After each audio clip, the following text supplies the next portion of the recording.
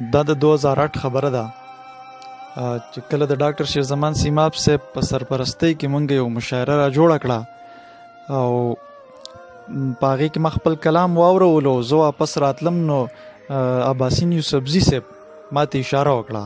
زه هغې ته ورنږدې شوم نو دا یو مصری ما ته وویله چې زمونږ د پښتو ژبې ګلاب یې چې نواب یې.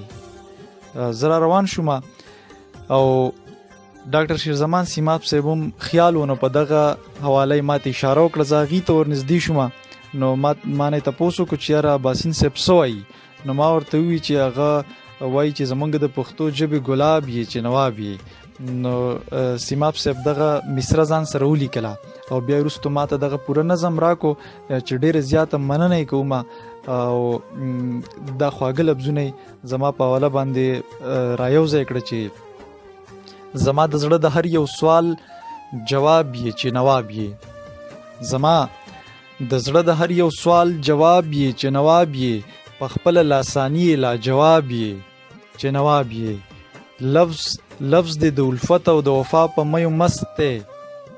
د درد د سړیکو یو کتاب یې چې نواب یې. د مینې په دنیا کې درویشي د در په غاړه. د حسن په مسند باندې نواب یې چې نواب یې. په ټوله پښتونخوا د خوشبوګانې اوس پیرزو کا. زمونږ د پښتو ژبې ګلاب یې چې نواب یې. د دې نه بله لویه مرتبه به درله سوي. په منګه ملنګانو کې حساب یې چې نواب یې. رڼا چې د خوره ده په تندي د رڼاګانو. موړ شوی په ښایست او په شباب یې چې نواب یې. احساس چې د پښتونولۍ یې فیض عام وي. فرمانه د شعور هغه نصاب یې چې نواب یې. چې څوک مې هم پښتو ته تل په سپکه سترګه ګوري. دشمن د هغه هر خانه خراب یې چې نواب یې.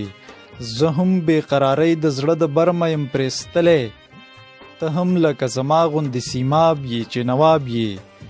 د دې نه بله لویه مرتبه به درله سوي. په منګه ملنګانو کې حساب یې چې نواب یې.